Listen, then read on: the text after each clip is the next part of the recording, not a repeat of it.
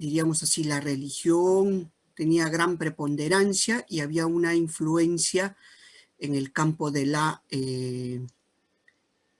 de la ciencia, ¿no? La religión influía, la religión determinaba la investigación incluso científica en el mundo medieval.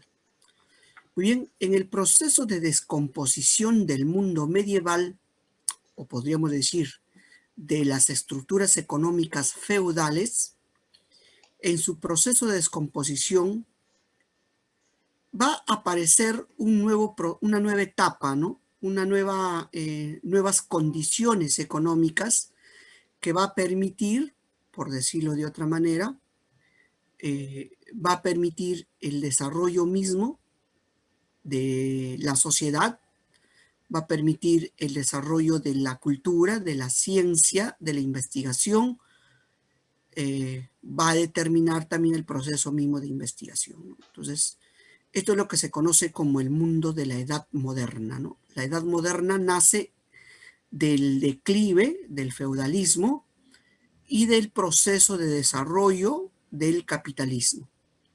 El mundo moderno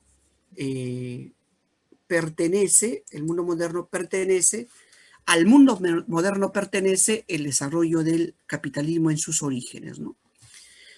Entonces, en sus orígenes, económicamente hablando, aparecen, diríamos así, el mercantilismo, ¿ya? El mercantilismo. A ver, lo vamos a explicar de esta forma. Alrededor de los castillos, existía lo que se llamaban los burgos. Los burgos eran como aldeas donde se desarrollaba la manufactura, eran artesanos, manufactureros, producían cosas para los reyes, zapatos, vestidos, todo lo que de alguna manera en el castillo se necesitaba, y ellos producían para el rey, para los nobles, ¿no? Pero estos burgueses, habitantes de los burgos, se dan cuenta que su producción de estos bienes, ¿ya? Ellos van a obtener más ganancias, van a tener mayores beneficios cuando estos bienes los llevan al mercado, antes de estar entregándoselo al noble, ¿no? Claro, el noble les pedía esto y a cambio les daba pues productos, tierras, hasta les pagaba, ¿no? Pero se dieron cuenta que vendiendo podían ganar más, ¿no? Entonces empezaron a producir gran cantidad de estos bienes, ¿ya? De tal manera que empezaron a aparecer los primeros talleres, las primeras estructuras manufactureras, ¿no?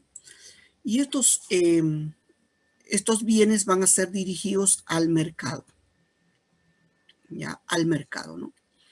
Entonces empieza, podríamos decirlo así, el auge y desarrollo de la producción de mercancía, que es la característica fundamental, que es la característica esencial de lo que se conoce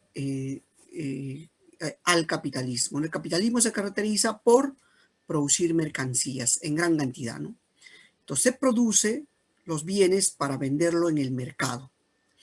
Y aquí es donde aparece un actor importante. Siempre ha existido estos actores, solo que ahora van a estar con mayor preponderancia, que son los intermediarios, que son en muchos casos los comerciantes, ¿no? Quienes compran los productos a los productores, a los artesanos, en los talleres manufactureros, compran los productos, ¿no? A un costo determinado y se lo llevan y lo venden a un costo mayor al mercado, ¿no? Entonces, cuando llevan estos productos al mercado a un costo mayor, entonces se dan cuenta que hay posibilidad de obtener ganancias, ¿no? Uso el dinero, ya no es que tengo un producto, vendo el producto en el mercado, ese dinero que he cobrado por ese producto lo intercambio por otro producto que necesito. Podríamos decir así, ¿no? Trueque. Producto, dinero, producto. Esa es la lógica de la producción feudal, la lógica de, diríamos así, de la producción normal, del desarrollo mismo y la producción normal, ¿no? La necesidad de satisfacer necesidades. Por lo tanto, el dinero solo es un medio de cambio, no es un medio de atesoramiento. En cambio, los comerciantes se dan cuenta que pueden más bien atesorar. Entonces yo tengo dinero, compro productos y estos productos los vendo a más precio para tener más dinero. Entonces aquí sería dinero, producto, más dinero. Entonces empieza toda una lógica de producción donde lo que se quiere es elevar los niveles de ganancia. Y estamos en la primera etapa del capitalismo que se llama el capitalismo mercantil. Este capitalismo mercantil va a generar pues que determinados burgueses logren tener un gran desarrollo económico, logren atesorar, logren ser ricos, comerciantes ricos, que incluso van a competir ya con la nobleza en términos de, podríamos decir así, en términos de poder, de influencia política, ¿no? Hasta tal punto que muchos de estos comerciantes ricos van a comprar títulos nobiliarios, ¿no? Porque quieren ser como los nobles son de sangre. Pero estos burgueses, ¿no? Estos plebeyos que se están volviendo ricos con el comercio, con el intercambio comercial, van a querer ostentar títulos nobiliarios. Y es así como en Europa aparecen importantes ciudades comerciales que va a impulsar la acumulación poco a poco del capital, ¿no? Que finalmente se va a generar una producción ya en talleres o producción ya en grandes talleres que van a desembocar en producción ya de industrias, ¿no? Industria de producción, ¿no? Entonces, eso es lo que va a generar ya el desarrollo del capitalismo. Inmerso en este marco es que aparece pues el desarrollo mismo de la ciencia. La ciencia y la tecnología va a ser utilizada para mejorar los niveles de producción, es decir, mayor desarrollo científico y tecnológico para que la producción sea más técnica, más instrumentos, más herramientas sofisticadas, más máquinas, que va a permitir producir a gran escala, más productos y obtener mayores ganancias. Entonces, el desarrollo científico y tecnológico también estará íntimamente ligado a estas condiciones económicas del origen mismo del sistema capitalista. ¿De acuerdo? Ese es el mundo moderno. La modernidad no es más que el proceso de desarrollo económico, social, político y cultural de un nuevo sistema, de un nuevo orden que ahora conocemos como el capitalismo. ¿De acuerdo? Muy bien. En ese sentido es que podemos analizar pues también cómo se impulsa los grandes avances científicos y técnicos de la época. Vamos a mostrar este video de manera puntual para que ustedes puedan tener mayores detalles de lo que implicó el mercantilismo. ¿De acuerdo?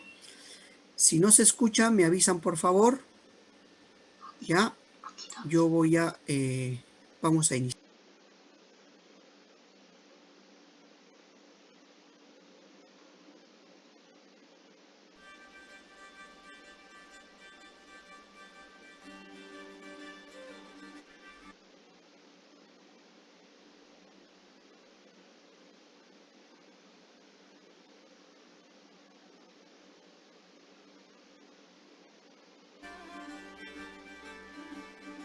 La forma más antigua de capital fue el capital mercantil, que existió muchos cientos de años antes del advenimiento del sistema capitalista de producción.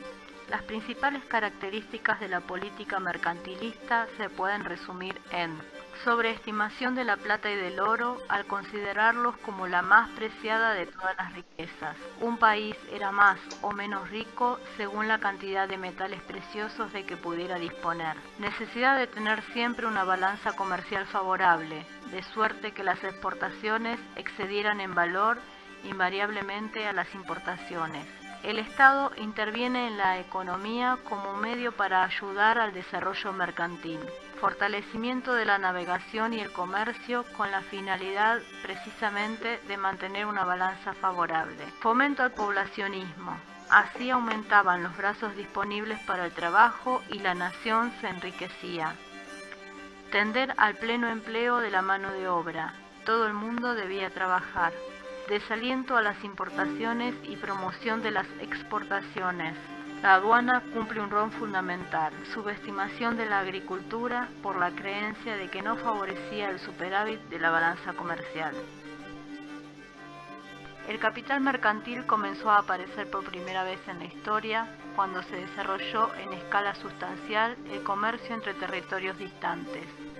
Sobre la base de tal tráfico, los comerciantes del mundo antiguo se tornaron ricos y poderosos, y a menudo aceleraron el crecimiento de su fortuna y poder combinando el comercio con la piratería. El movimiento mercantil y el comercio adquirieron un nuevo impulso con el desarrollo de la sociedad feudal. Durante los siglos XI y XII hubo una gran expansión, principalmente en el comercio marítimo, que estimuló el crecimiento de prósperas ciudades comerciales, como las del norte de Italia y Flandes, las ubicadas a orillas del Báltico en Inglaterra. Las cruzadas, la primera a fines del siglo XI y la séptima y última a mediados del siglo XIII, estimularon mucho el comercio entre Europa y Medio Oriente. Los cruzados y los mercaderes que marchaban a su zaga adquirieron las riquezas de Oriente mediante los impíos métodos del robo y el engaño. Nuevamente el comercio y la violencia marcharon de la mano.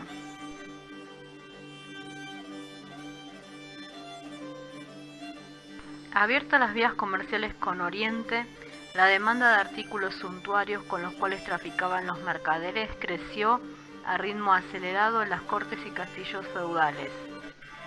Esta fue una de las formas en que la expansión del comercio destruyó el autoabastecimiento de los estados feudales. Con la expansión del comercio, el dinero se estaba convirtiendo en poder. La base del comercio era la explotación.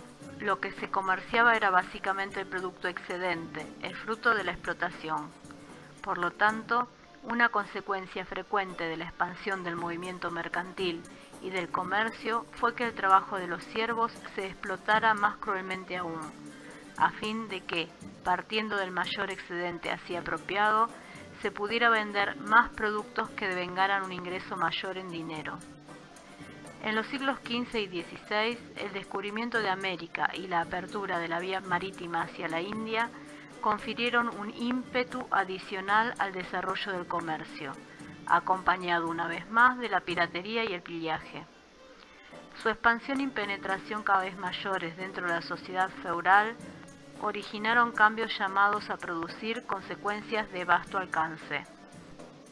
Los ingresos en dinero, así como los servicios de garantes, llegaron a constituir la ambición de los señores. Se formó un mercado de préstamo y también un mercado de tierra.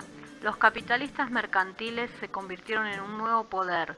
Merced a su gran riqueza, estuvieron en condiciones de buscar alianzas con los grandes señores, y a cambio del dinero que ponían a disposición de estos, se les otorgaba especial protección y monopolios en el comercio.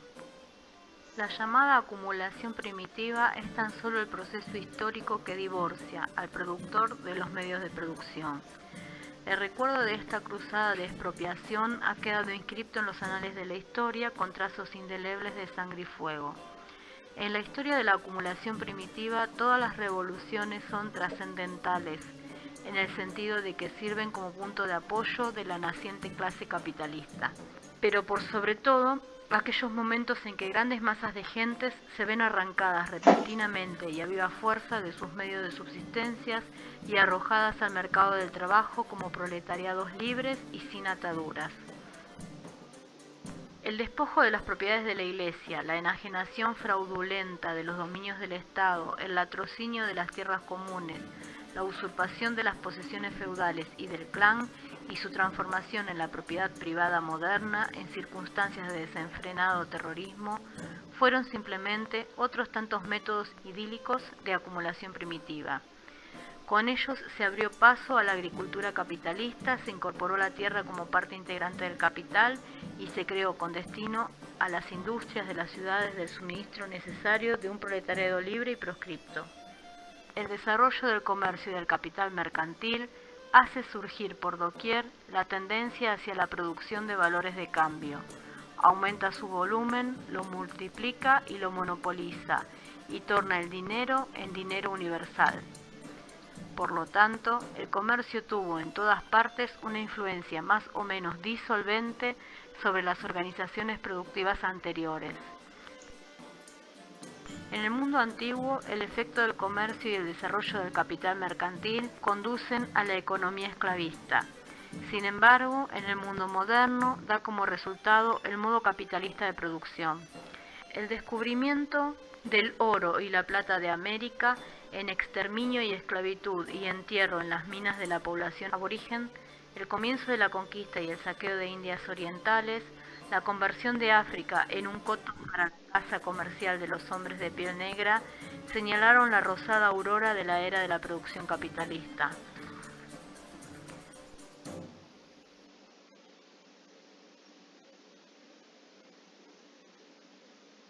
Muy bien, como hemos visto, nos ha dado un panorama mucho más amplio de lo que ha implicado el mercantilismo como inicios pues del mundo moderno y como parte pues de lo que se conoce como el desarrollo del capitalismo, ¿no? El mercantilismo. Bien.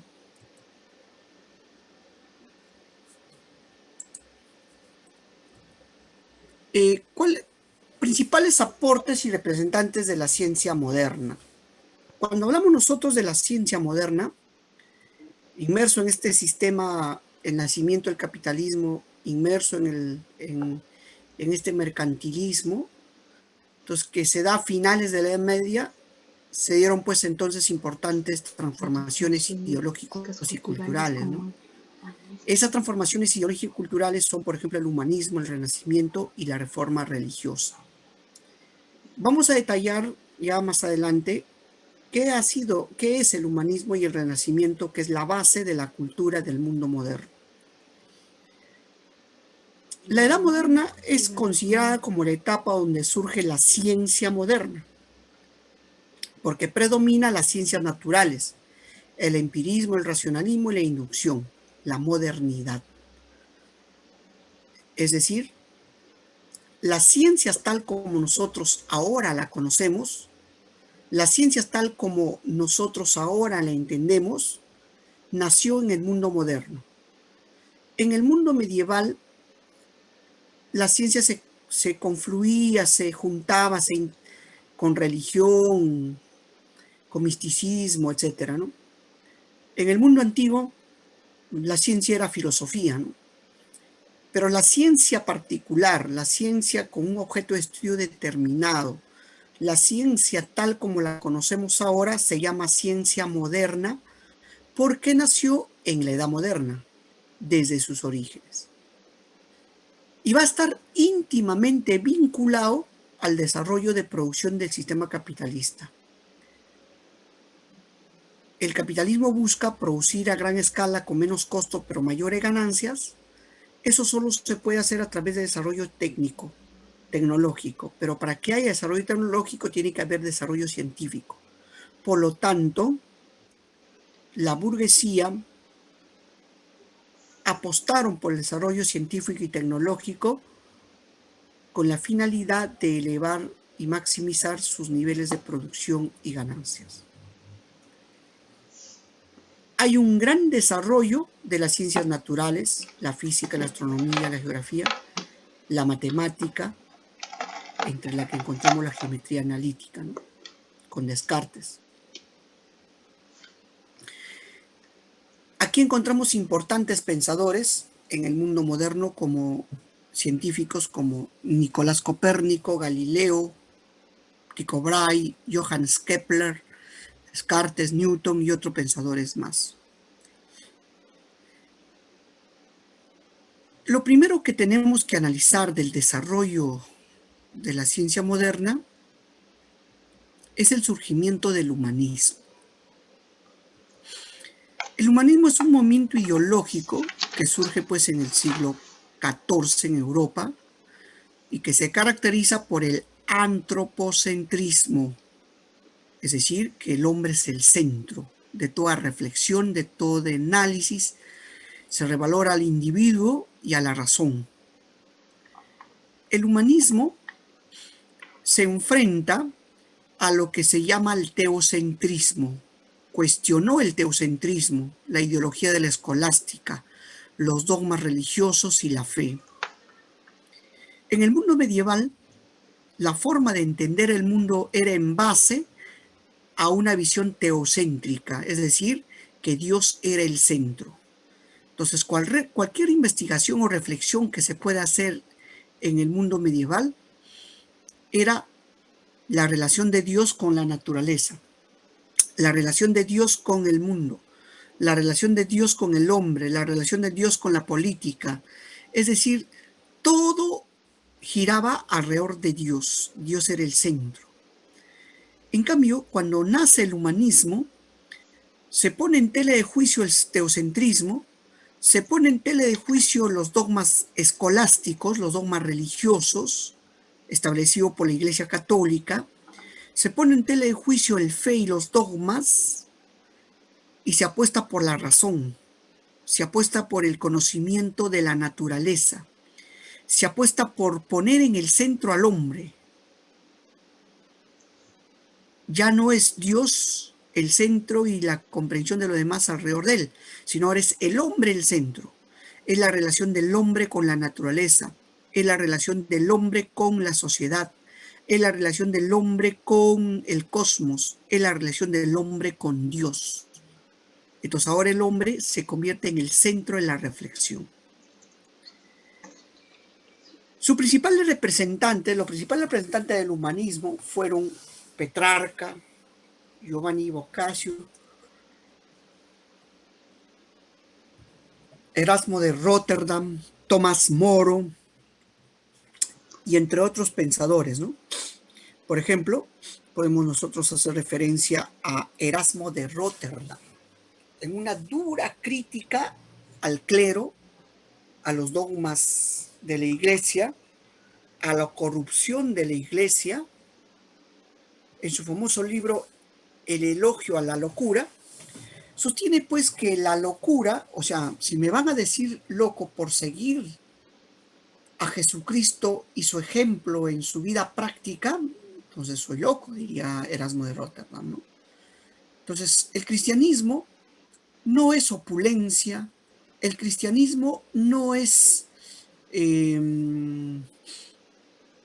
disertaciones nada más, el cristianismo es acción, el cristianismo es seguir el ejemplo de la vida práctica de Jesucristo, ¿no? Y ahí pues enfila sus baterías contra el clero, ¿no? Cuando dice pues, por ejemplo, Erasmo de Rotterdam dice, ¿qué hace el Papa hablando de humildad con anillos de oro, con un cetro de oro en su mano, con mantos cosidos con hilos de oro? En ese sentido no tendría sentido hablar de humildad, hablar de honestidad, ¿no? Erasmo de Rotterdam critica pues a la corrupción del clero y propone la necesidad de volver al cristianismo en sus orígenes, al cristianismo primitivo, porque el cristianismo no es para los ricos, sino para los pobres, para los necesitados, para los abandonados. En ese sentido, él dedica toda una vida a apoyar y orientar y dirigir pues a los necesitados, ¿no? Por eso, el elogio a la locura, dice Erasmo de Rotterdam.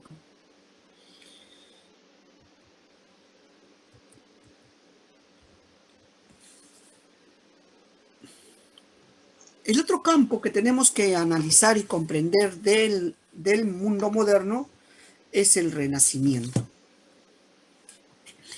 El Renacimiento es pues el movimiento cultural, artístico, literario y científico que surgió en Europa a partir del siglo XIV, del siglo XIV-XV, ¿no?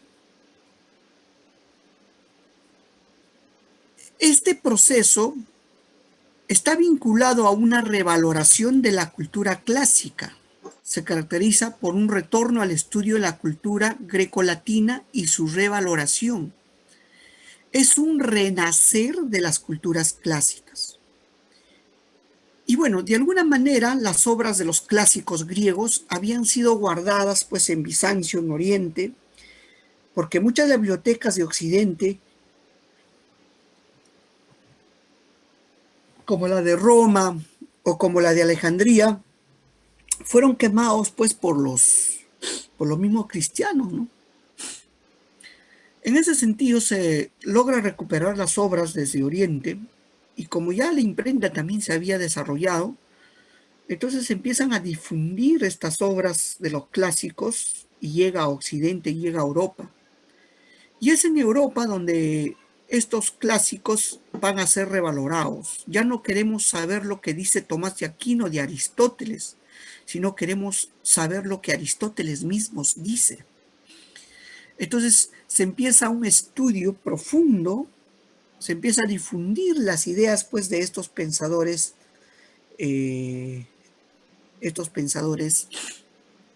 clásicos, ¿no? Tanto griegos como romanos. El tema de estas obras que van a surgir en el Renacimiento, revalorando a las obras clásicas, es esencialmente el tema del hombre y la naturaleza, es la relación del hombre con la naturaleza. Entonces hay un interés importante por querer conocer los fenómenos de la naturaleza. Hay un renacimiento de la cultura clásica y la comprensión misma de la naturaleza. Mucho tiempo ya los dogmas religiosos imponían la forma de ver el mundo, la naturaleza, el cosmos, como veíamos, pues, una imposición del geocentrismo, ¿no? Defendida plenamente por la Iglesia. Entonces, en este ámbito se da la necesidad de investigar la naturaleza misma y lograr, pues, encontrar, diríamos así, descubrir, tener conocimientos, pues, de la esencia del acontecer y de las causas de los fenómenos de la naturaleza. Aquí encontramos a Leonardo da Vinci, a Miguel Ángel, a Rafael Sanzio, a Donatello, Sandro de Botticelli y otros más. Uno de los principales pensadores del mundo moderno, que hizo todo un proceso de revolución, de cambio de visión, de cosmos, es el gran Nicolás Copérnico. Nicolás Copérnico nace en Turún, en 1473, y muere pues en Frauenburg en 1543, ¿no? Nicolás Copérnico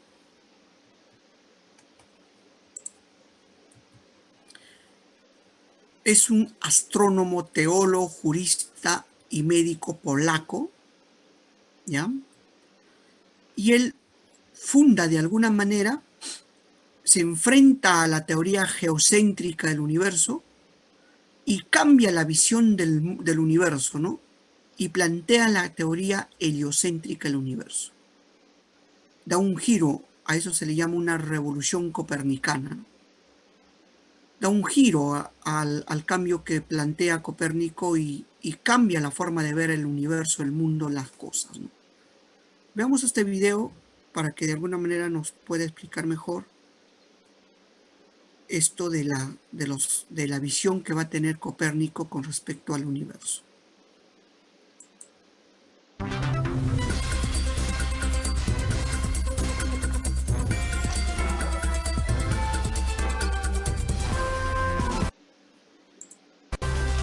Canal Enciclopedia.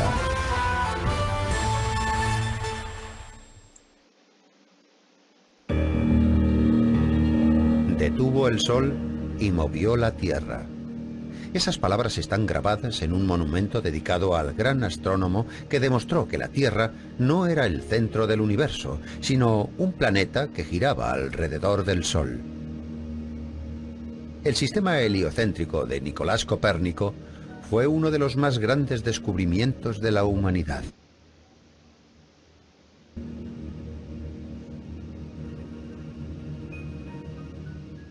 Nicolás Copérnico nació en el año 1473 en la ciudad polaca de Torún. La plaga que asoló la ciudad dejó huérfano al chico cuando éste apenas contaba 10 años de edad.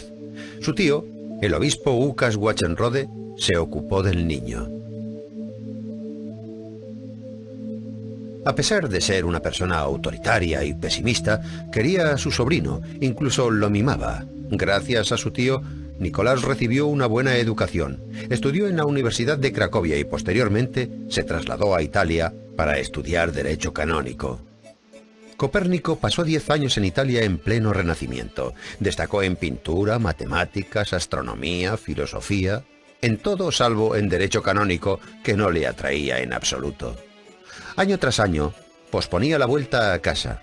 De Bolonia se fue a Roma y de allí a Padua y posteriormente a Ferrara, para no tener que regresar a casa. Copérnico se matriculó en la Facultad de Medicina. Sorprendentemente se interesó por la medicina. Asistía a conferencias con asiduidad. Estudiaba las materias de los seminarios diligentemente e incluso frecuentaba la sala de disecciones, algo que estaba estrictamente prohibido para los clérigos. Nicolás se licenció en Derecho Canónico, con la ayuda de su tío. Durante su estancia en Italia, el profesor Domenico Maria de Novara puso en contacto a Copérnico con la astronomía. El joven clérigo quedó tan fascinado con los secretos de los cuerpos celestes que dedicó toda su vida a estudiar el espacio estelar. Por fin, en el año 1503, Nicolás Copérnico regresó a Polonia. Al principio se alojó en Lißbark y después se trasladó a la pequeña ciudad pesquera de Frauenburgo, donde ocupó el puesto de canónigo de la catedral. Allí solicitó a las autoridades eclesiásticas permiso para vivir en una de las torres y así poder observar el movimiento de las estrellas. En esa torre vivió durante 30 largos años. El cielo nuboso de la región del Vístula no podía compararse con el cielo del sur de Italia, pero Copérnico esperó pacientemente a que mejorase el tiempo. El astrónomo no aspiraba a descubrir nuevos planetas o estrellas, solo pretendía confirmar su teoría con sus investigaciones. El sistema geocéntrico propuesto por el antiguo científico griego Ptolomeo estaba equivocado. Ptolomeo pensaba que la Tierra era el centro del universo y que el Sol y los planetas giraban alrededor de ella. Después de una larga observación del movimiento de los cuerpos celestes, Copérnico no solo llegó a esa conclusión, consiguió demostrar que la Tierra giraba sobre su eje y que a su vez la Tierra y los otros planetas giraban alrededor del Sol. Hoy día todos los colegiales saben eso, pero hace 5 siglos esa afirmación era como tirar una bomba en la base de las creencias cristianas.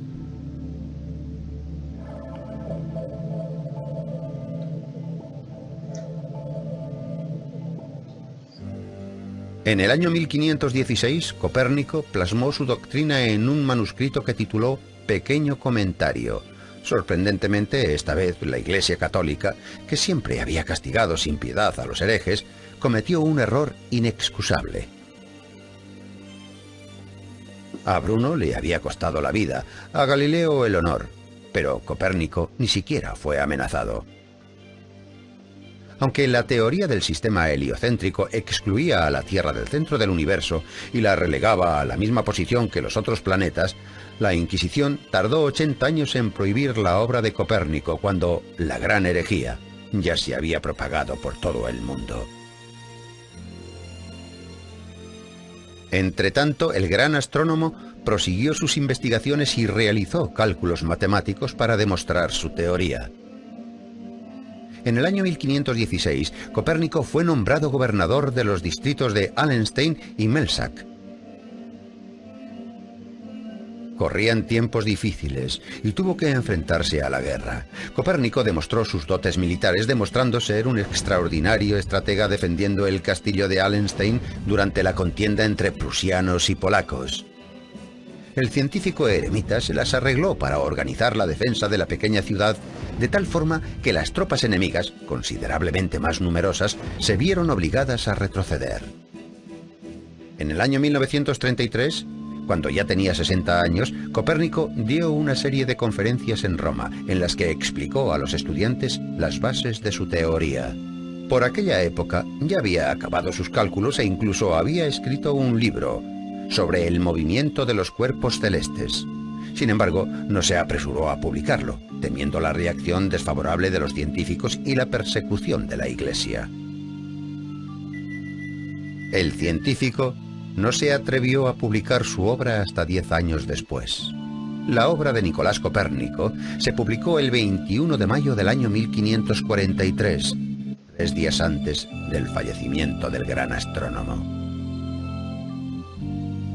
La historia no recoge el lugar donde se enterraron los restos de Copérnico, pero sus descendientes aún conservan el libro del gran astrónomo que contiene la teoría de la estructura del universo desarrollada por él, así como su credo. Un científico nunca debe abandonar la búsqueda de la verdad.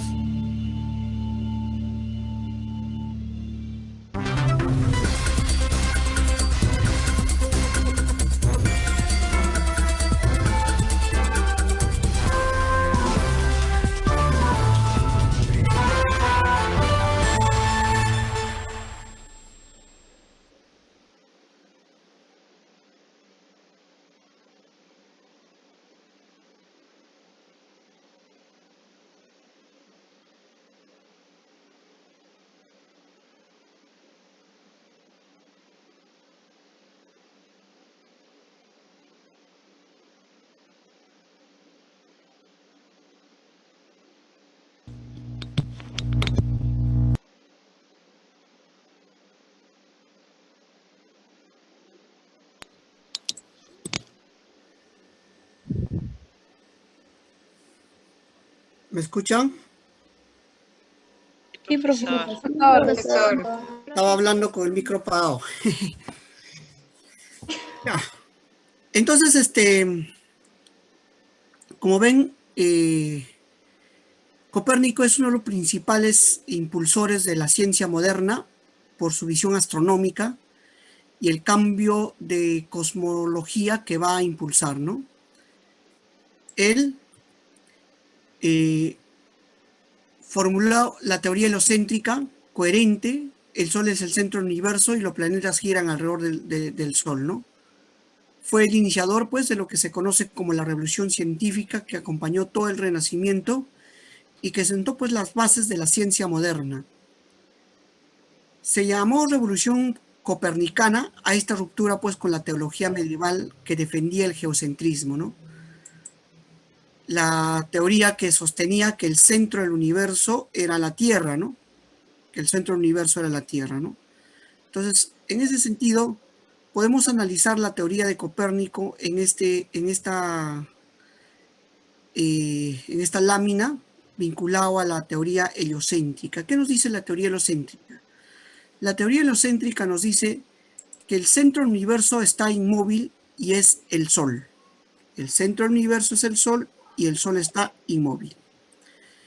Alrededor del Sol se mueven los planetas. La Tierra es un planeta más. Entonces, la Tierra es un planeta más que gira alrededor del Sol. Todos los planetas son esferas, órbitas, que los transportan, giran alrededor del Sol según el siguiente orden, ¿no? Mercurio, Venus, Tierra, Marte, Júpiter, Saturno. ¿De acuerdo? Entonces, ese orden debería tener todos los planetas.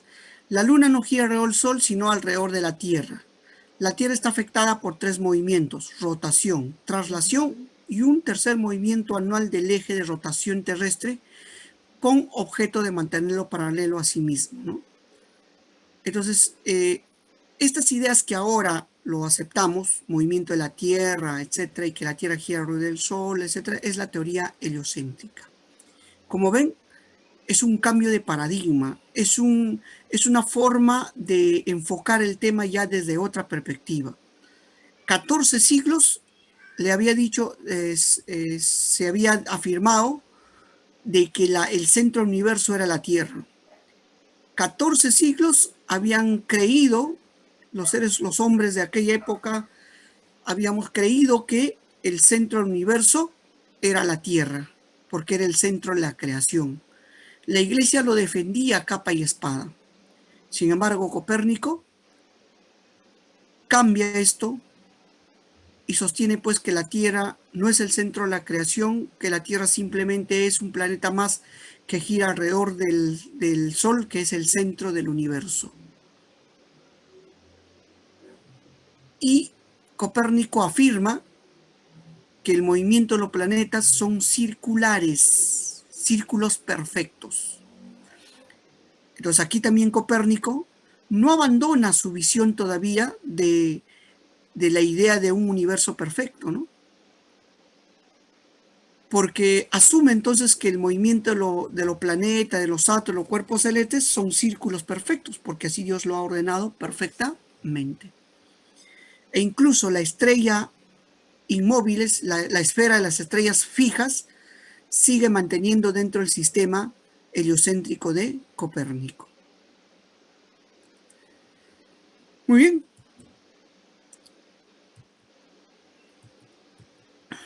Francis Bacon es otro pensador de esta época. Es filósofo político inglés, nació en 1561 y murió en 1626. Él considera, o es considerado, el primer representante del empirismo inglés, que postula pues que la experiencia es la única fuente del conocimiento, ¿no? Que solo a través de la experiencia se puede llegar a conocer. Consideró que la verdad solo puede ser alcanzada a través de la experiencia y el razonamiento inductivo. Para él, el método inductivo es parte de la recopilación exhaustiva de casos particulares del fenómeno investigado y la posterior inducción por analogía de las características o propiedades comunes a todos ellos. Ese procedimiento había de conducir gradualmente desde las proposiciones más particulares a los enunciados más generales. En otros términos, la inducción establecería las leyes más generales que la ciencia debe tener. Por lo tanto, muchas de las leyes establecidas en la física, la química y la biología son establecidas por inducción. Y en ese sentido, Francis Bacon tiene el mérito de haber revalorado la inducción como método de las ciencias. Por su parte, Galileo Galilei es un pensador italiano que va a comprobar empíricamente los presupuestos teóricos de Copérnico. Va a fundamentar empíricamente los supuestos filosóficos de Copérnico. Su principal contribución a la astronomía fue pues el uso del telescopio para la observación y descubrimiento de las manchas solares, valles y montañas lunares, los 4 satélites mayores de Júpiter y las fases de Venus. Galileo perfecciona el telescopio y lo utiliza para observar el movimiento de los astros y para observar la superficie lunar. Los dogmas religiosos sostenían que la Tierra era la única imperfecta, no era una esfera perfecta, porque el hombre había caído en pecado. En cambio, los otros cuerpos celestes eran esferas perfectas.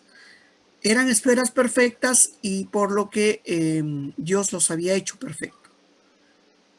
Cuando Galileo observa la superficie lunar, se da cuenta que la luna no es una esfera perfecta, que la luna tiene cráteres, montañas, llanuras inmensas, quebradas. Entonces, cuando descubre esto, Galileo se pregunta también, ¿no? ¿Acaso la luna también cayó en pecado? Estos importantes descubrimientos van a conllevar pues a dar una fundamentación empírica de la teoría heliocéntrica, del universo. Galileo aportó en el campo de la física, ¿no? Descubrió las leyes que rigen la caída de los cuerpos y el movimiento de los proyectiles. Muchos de los trabajos de Galileo fueron retomados por Newton y sistematizados por Newton. Diríamos así que el mérito se lo llevó Newton, ¿no? Pero Galileo había desarrollado todos estos trabajos. En la historia de la cultura, Galileo pues se ha convertido en el símbolo de la lucha contra la autoridad y de la libertad en la investigación. Galileo fue acusado de hereje por difundir el heliocentrismo y dar fundamento a las teorías heliocéntricas.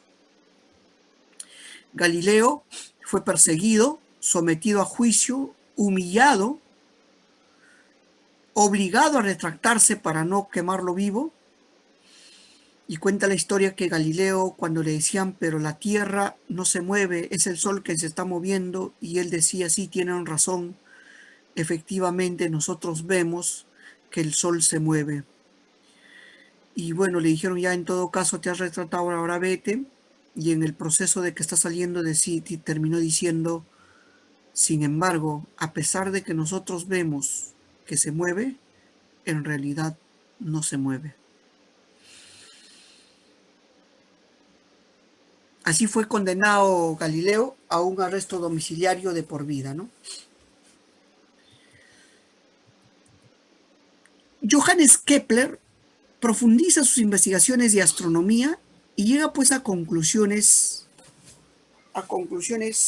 que se va a acercar más a la forma como actualmente entendemos el universo. ¿De acuerdo? Esas conclusiones están vinculadas a lo siguiente, ¿no? Él escribió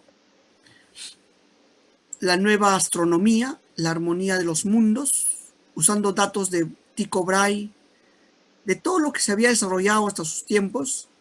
Se dio cuenta que la órbita de los planetas no son circulares, sino son elípticas. Es así como formula las leyes que llevan a su nombre, ¿no? Las leyes de Kepler. Entonces, él dice, Copérnico se equivocó. Se equivocó porque él creyó que el universo era perfecto y que los planetas forman círculos perfectos. El movimiento de los planetas no es circular, sino elíptico.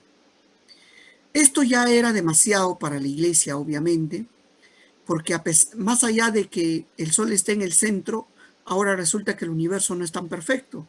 Por lo tanto, Dios no es tan perfecto, pues, ¿no? Sin embargo, Galileo fundamentó su teoría en todas las argumentaciones que se hizo. Ya Aristarco, recuerden ustedes, había propuesto la teoría heliocéntrica, y Hipatia de Alejandría habría dejado algunos escritos vinculados pues a que el movimiento de los planetas está vinculado a una elipse. Todo esto fue olvidado, marginado, escondido, perseguido por la Iglesia. Johannes Kepler simplemente plantea su teoría y cambia la visión del universo. Resulta que Copérnico Copérnico estaba equivocado con respecto al movimiento de los planetas. Entonces en el universo no solo el centro es la Tierra, no solo que deja el centro de ser la Tierra, sino que es el centro el Sol, y que su movimiento de los planetas no son círculos perfectos, sino son movimientos elípticos. Estas ideas van a calar hasta nuestros días, porque incluso hasta ahora se utilizan las leyes de Kepler para poder entender la órbita de los planetas. Y eso es importante porque sirve también para la comprensión astronómica actual, ¿no?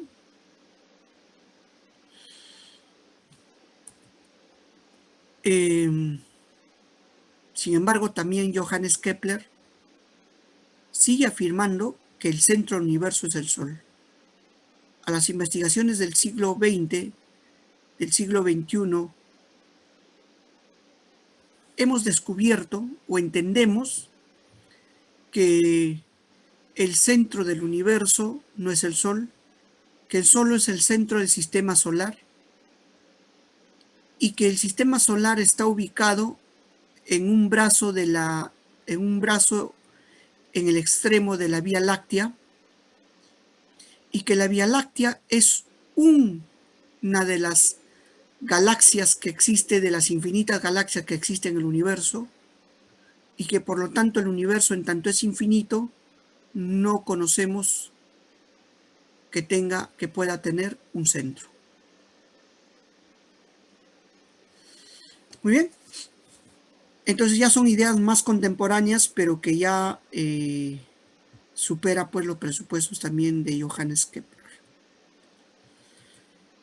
René Descartes, por su parte, es un filósofo matemático francés, ¿ya? Él fue un representante de la modernidad, el principal representante, el fundador de la filosofía moderna, el iniciador del racionalismo filosófico, que propone pues que la razón es la única fuente de todo conocimiento y que los sentidos nos engañan y que solo a través de la razón podemos establecer principios evidentes, claros y distintos sobre la cual se pueda construir las ciencias.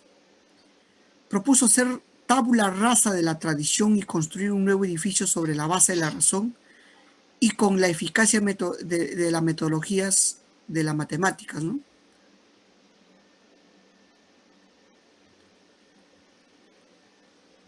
Él sostenía que toda concepción e investigación científica tendría que partir de verdades evidentes, de principios indudables, del cual se pueda construir toda la lógica racional y se puede establecer los parámetros de una ciencia, ¿no?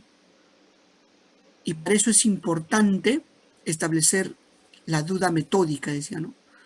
Duda de todo hasta encontrar algo de la cual ya no puedas dudar. Aquello de la cual ya no puedas dudar, esa será la verdad. Es así que Descartes dudó de todo, dudó de su existencia, la existencia de la realidad, de la verdad de matemáticas, pero un día se preguntó, ¿podré dudar de que estoy dudando? Y se dio cuenta que eso no era posible, y que por lo tanto la verdad es que duda, y si duda piensa, y si piensa existe, porque la nada no piensa, tiene que ser algo que existe. Cogito ergo sum, pienso, luego existo. Esta será la base del principio racionalista de la comprensión de las ciencias. Por lo tanto, para nuestro amigo Descartes, pienso, luego existo, es el principio fundamental sobre el cual hay que construir todo un sistema filosófico. Por eso es que Descartes termina asumiendo que la res cogita, el pensamiento, es la verdad. La res extensa solo existe en función a que la pensamos, y la res infinita es el principio hacedor o fundamental de la existencia de todo. En ese sentido, no cuestionó a Dios, sino todo lo contrario. Sin embargo, al igual que Galileo y muchos otros más, tuvo que sufrir la persecución a causa de sus ideas, ¿no?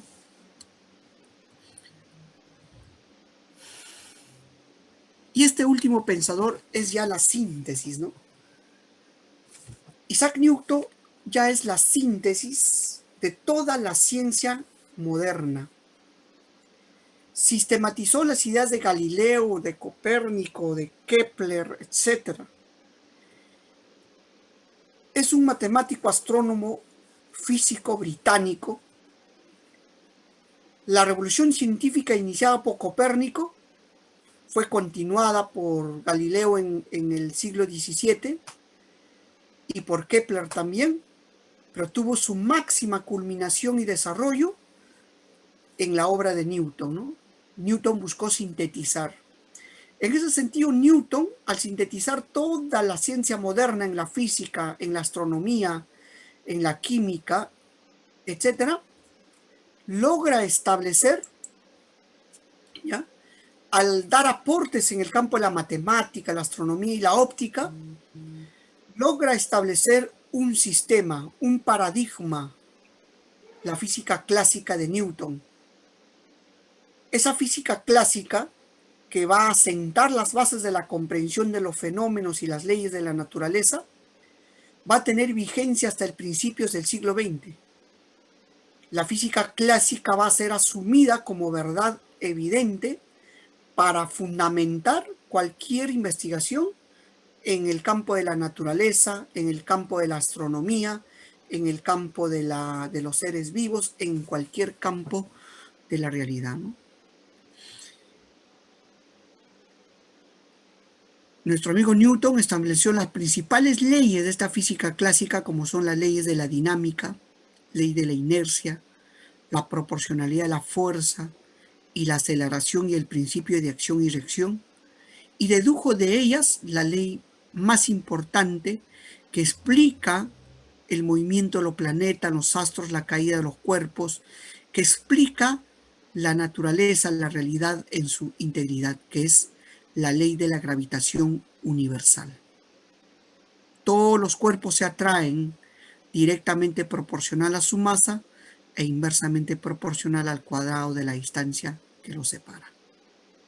En ese sentido, Galileo da una explicación de todo el universo a partir de la ley de la gravitación universal y cómo ésta permite que los planetas giren alrededor del Sol, de las estrellas, y que se establezca determinado orden en el universo. Isaac Newton decía, lo único que estoy haciendo es descubrir cómo Dios ha creado el universo. Estoy descubriendo las leyes mismas de cómo la naturaleza y el universo han sido creadas. Isaac Newton. Su paradigma estará vivo hasta el siglo XX, cuando filósofos o físicos como Max Planck, Albert Einstein, en el campo de la física cuántica o la física relativista, van a buscar superarlo, ¿no? Y eso ya es trabajo o estudio para la próxima clase. Muy bien, muchas gracias por haberme escuchado. Espero que me hayan entendido.